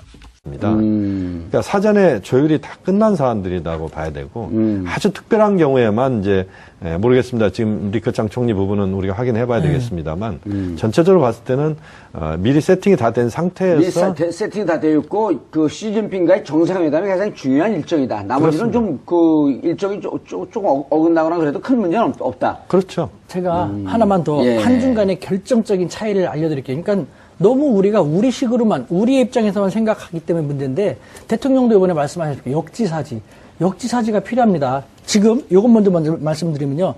만약에 우리가 정말 중국이 우리 대통령을 홀대할 생각이었다면은 왜 국빈 방문으로 받아들였습니까? 아니, 방문도 불러놓고 연맹이려고요. 그거는요.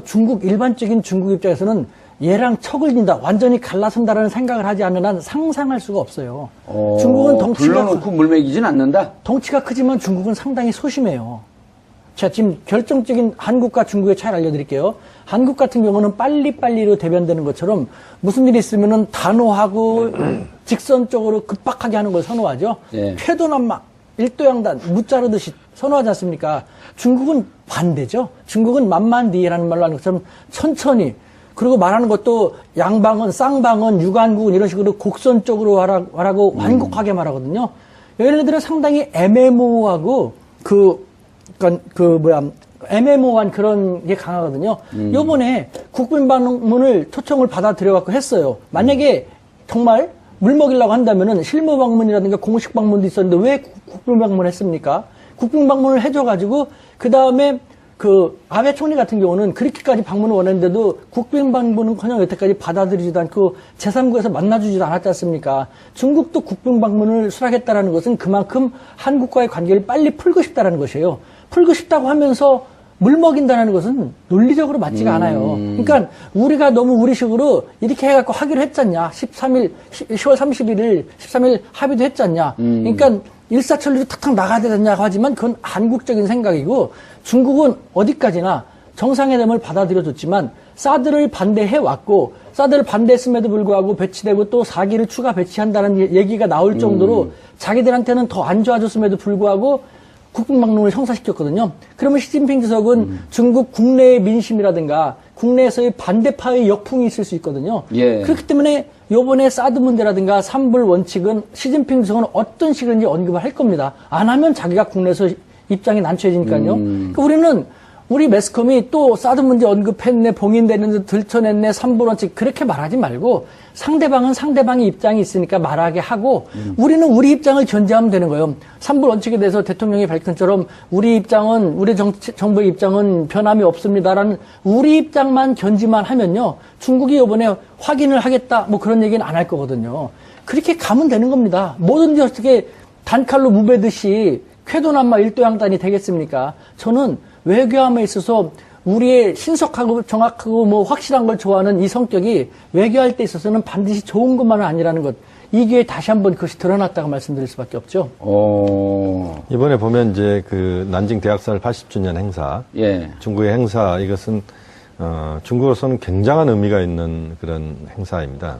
어떻게 보면 우리 3.1 운동, 예. 3.1절과 거의 유사한 그런 중국의 중요한 정치 행사다 이렇게 봐야 될 것 같고요. 또 리커창 총리, 시진핑 주석이 어제 다 북경으로 다 귀환했습니다.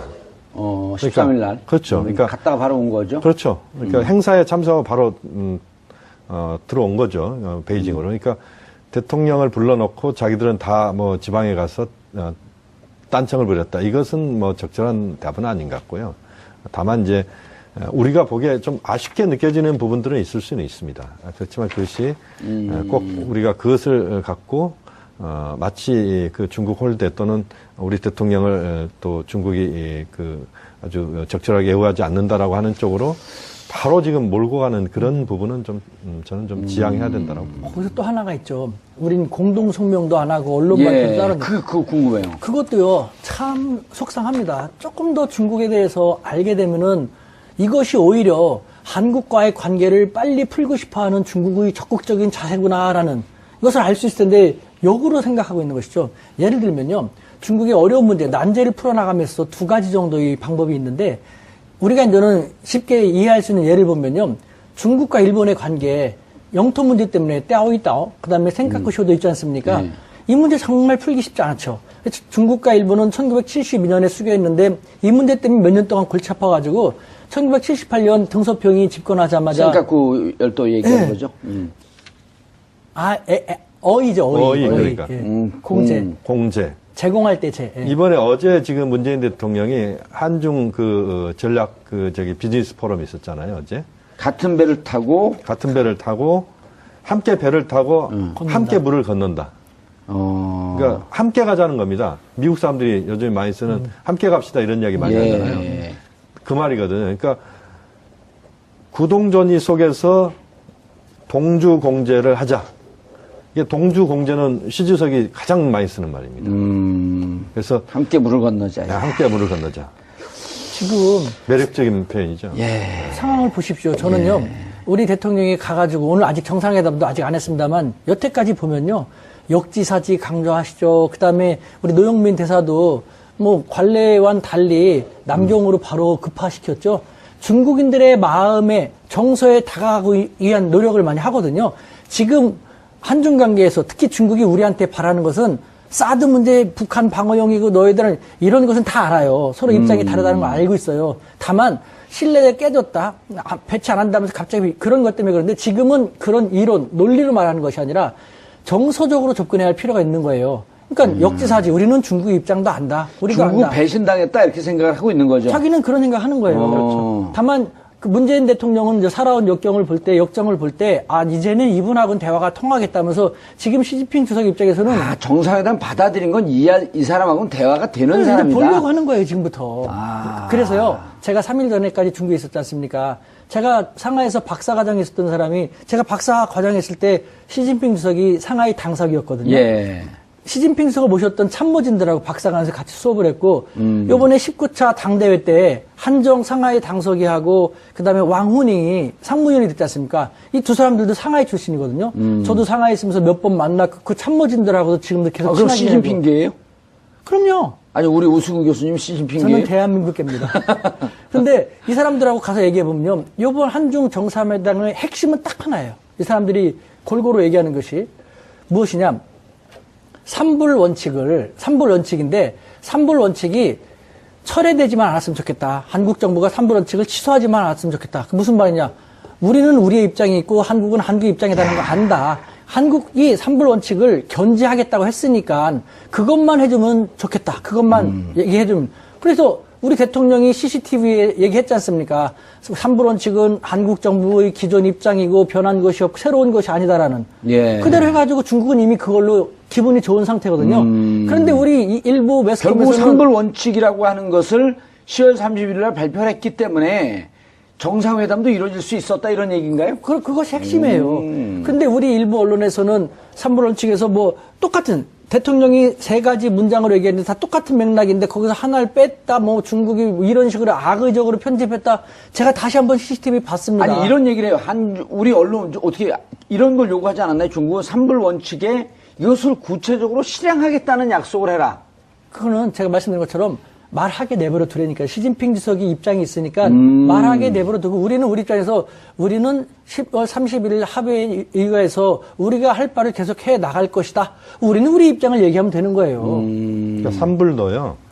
사실은 우리가 삼불에 대해서 좀 정확하게 확인해야 될 부분들이 있는데 문재인 대통령이 삼불을 처음 이야기 꺼낸 게 아니고 이미 그 전에 다 이야기가 나왔던 것들입니다. 한국 대통령에 의해서. 예를 들어서 MD에 가입하지 않겠다. 예. 이것은 이전 정부에서부터 이야기 나왔던 겁니다. 예. 그러니까 미국의 그 방어 체계에 예. 들어가지 않는다는 것은 예. 이미 나왔던 이야기고, 그 다음에 한미일 군사동맹 하지 않겠다는 이야기는 그 계속 나왔던 역대 거죠. 어느 정부도 다 그렇게 이야기를 했습니다. 한미 군사동맹은 우리가 찰떡같이 끌고 간다. 예. 그러나 한미일 군사동맹은 아니다. 한미일 군사 부분에 있어서 협력할 부분들이 있긴 있다. 군사 협력까지 있지만 동맹 그래서 관계는 아니다. 동맹은 아니다. 동맹은 결국 만약에 동맹이 한미일 군사동맹으로 가면은 일본이 우리나라 그 군사 개입할 수 있는 여지를 주는 거 아니에요. 일본이 맘만 먹으면 사실은 한국에 상륙할 수도 있는 겁니다. 그 얘기예요. 그렇습니다. 언제든지 한반도에 개입할 수 있는. 그렇습니다. 자동 개입을 할 수 있는 거예요. 예. 게다가 일본은 지금 군사력이 없는 상태다. 자위대는 군대가 아니지 않습니까? 예. 한미일 군사동맹 한다는 것은 일본을 군사 대국으로서 군사력을 갖고 있는 보통 국가로 우리 스스로 인정한다는 우리 자기 장착 모순이거든요.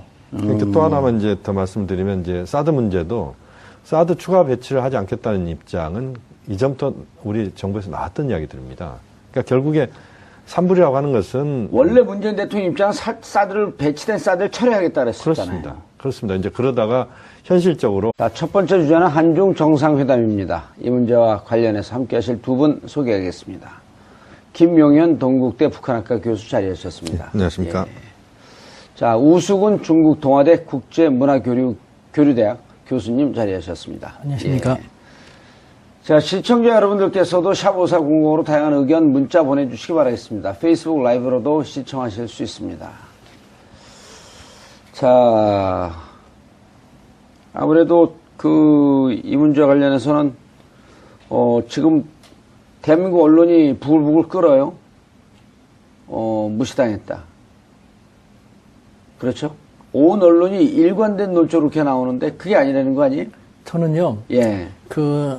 솔직히 제가 느끼는 것은 열등감이 너무 심하다. 자기 비하가 너무 심하다라는 거예요. 지금 중국이 우리보다 덩치가 크다고 해서 자꾸 그런 식으로 생각을 하는데 지금 중국이 우리 대한민국을 무시할 수 있는 상황이 아니에요. 예. 무시하려고 한다면은 대한민국 대통령을 국비 방문으로 맞이해줬고 이렇게 할 필요가 없거든요.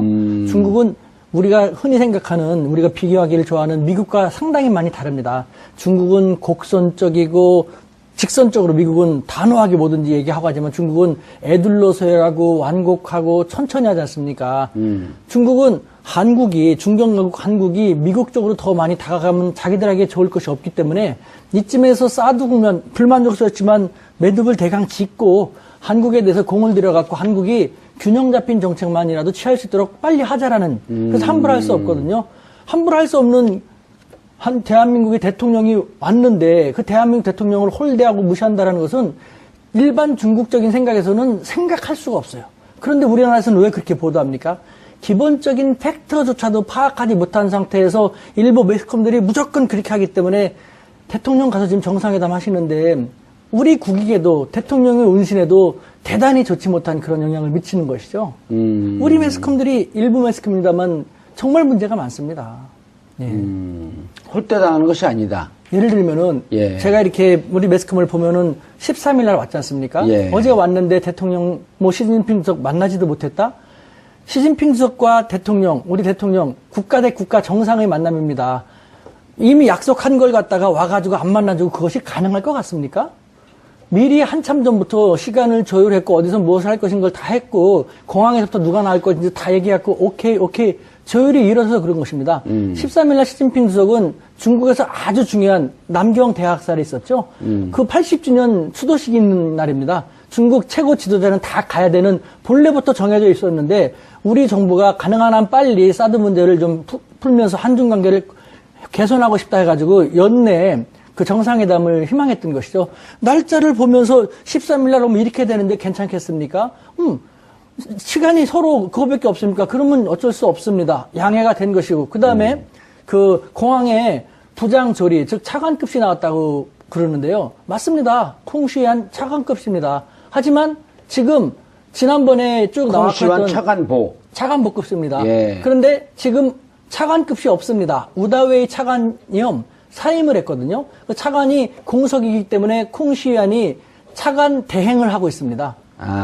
제대로 나온 것인데 이런 기본적인 팩트조차 파악하지 않고 그런 식으로 무슨 부서 차관인가요? 여기가? 외교부 쪽이죠. 그 사람. 외교부. 네. 특히 우리 한반도에 대한 부장이 차관, 부장조리가 부장이 차관, 부부장이 부장이 장관, 부부장이 예. 차관, 부장조리가 차관보. 부장이 장관, 부부장이 차관. 예, 그리고 부장조리가 차관보. 예. 지금 적당한 차관이 없기 때문에 한반도 문제를 전문으로 하는 콩시안 차관보가 차관 대행을 하고 있고 차관 대행으로서 나온 것인데. 우다웨이 차관보, 이게 많이 이름이 나오던 사람인데 이게 사임을 했어요? 예. 그 공석이에요? 예. 북핵 문제 풀 때 우다웨이가 중요한 중국의 역할을 하는 분이죠. 교수님, 왜 이런 이거 알고 계셨어요? 네네네. 북한 문제를 풀어가는 데 있어서 이제 그 중요한 역할을 했던 사람이 우다웨이인데. 우다웨이. 네. 그런데 왜 우리 언론에서는 그 박근혜 대통령 때는 차관이 나왔는데 네네. 지금 문재인 대통령이 갔을 땐 차관보가 나왔냐? 이런 보도가 왜 나오죠?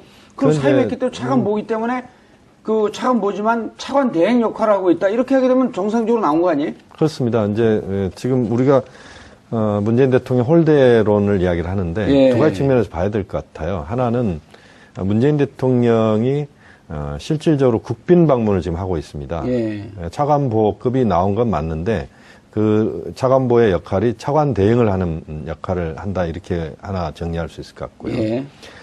또 국빈 방문을 하게 되면 중국에 이제 홍치 자동차 있습니다. 예. 그러니까 외빈들이 오면 쓰는 중국산 고급 예. 승용차 홍치에 그 문재인 대통령이 탑승을 했고. 예, 홍치. 네, 홍치. 이건 국빈 방문 때 나오는 차인가요? 그렇죠. 그러니까 이제 홍기라 그럽니다. 홍기. 홍기. 네, 그러니까 붉은 홍자에다 깃발 할 때 깃자. 예. 그러죠? 맞습니다. 네, 홍기 자동차가 이제 나오고 또 이제 대통령이 그 숙소까지 가는 그 길을 전체 그 도로를 차단하면서 대통령의 그 차량이 이동할 수 있고 이런 과정들을 이제 전체적으로 봤는데 우리가 보면은 그 국빈 방문할 때 가장 중요한 것은 정상회담에서 어떤 식의 논의를 제대로 하느냐라고 하는 그리고 그 국빈 방문의 형식에 있어서 아주 특별한 예외가 있거나 또는 잘못된 것들이 있을 때는 우리가 비판할 수가 있을 것 같은데 그것을 너무 성급하게 우리 언론들이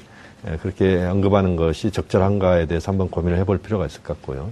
또 하나는 보통 보면 한국의 대통령이 그 국빈 또는 실무 방문을 다른 국가를 할 경우에 대체로 한국 언론은 대통령의 방문이 끝난 그 시점에서 비판을 하거나 그런 쪽으로 그런 언론의 보도 행태가 있었습니다. 그런데 최근 들어서 나타나는 모습은 그야말로 문재인 대통령이 거기에 도착하자마자부터 대통령의 홀대론이랄지 또는 대접을 못 받았다랄지 뭐 이런 식으로 몰아가는 것은 가장 중요한 지금 정상회담, 지금 오늘 개최가 됩니다만 이 정상회담의 포인트를 맞춰야 되는 우리 상황에서 봤을 때는 좀 당황스러운 그런 부분이다 이렇게 볼 수가 아니 근데 있겠습니다. 언론의 논조가요. 네. 그냥 홀대를 받았다가 아니라 사실은 문재인 대통령을 걱정해주면서 대국이 지금 우리나라가 힘이 약하다고 우리 홀대하는 거 아니냐.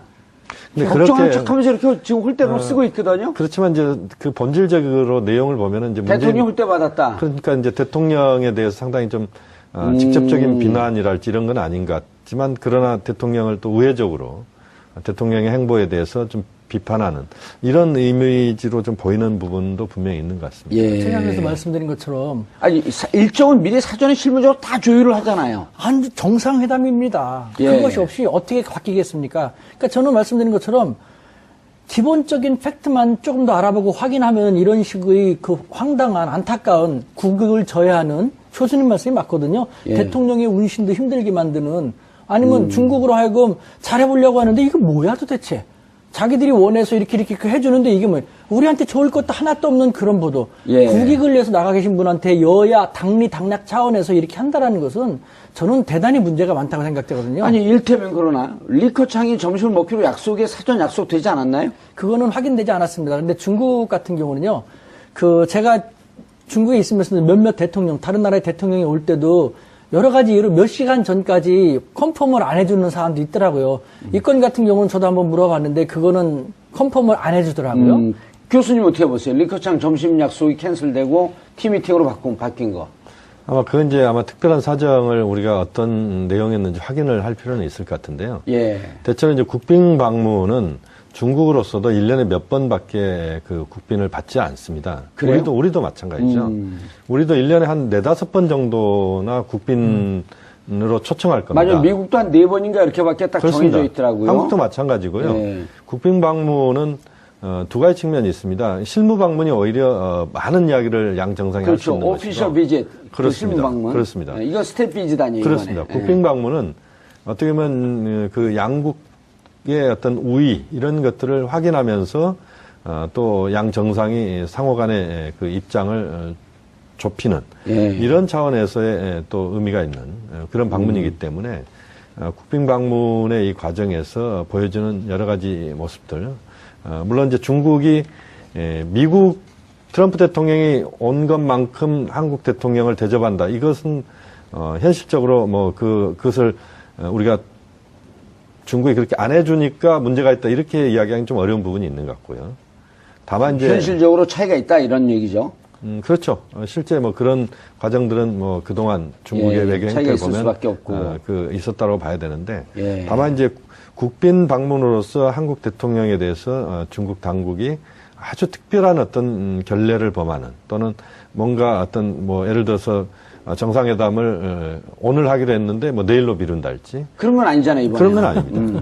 그러니까 국빈 방문은 아까 우 교수님 말씀하신 것처럼 실무 방문도 마찬가지입니다만 지난번에 우리 정의용 실장께서 이미 베이징을 방문하고 돌아왔어요. 집권하자마자 일본에 갔죠. 날아가고 나카소네 야스히로 당시 수상한테 자기가 먼저 제안한 것이죠. 중일 양국 간에는 영토 문제 등 해결하기 쉽지 않은 것이 있다는 거 안다. 이것 때문에 중일 양국이 전면적인 교류가 쉽지 않다.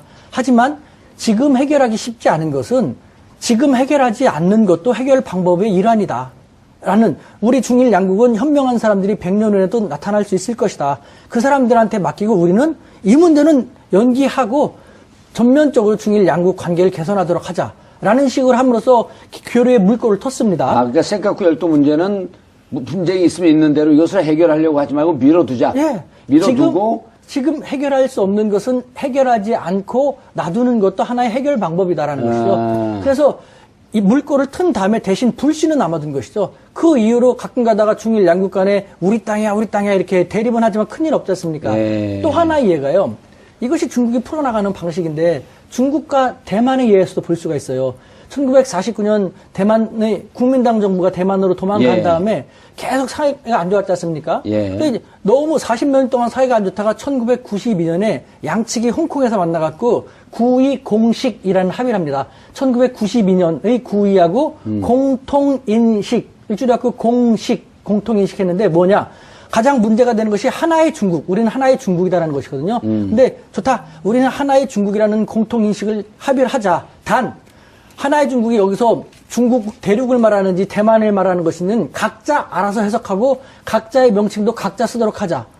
그렇게 함으로써, 네, 그렇게 함으로써 합의를 엉성하게 보고 교류의 물꼬를 텄지 않습니까? 예. 엄청나게 교류하면서 불씨는 남겨둔 것이죠.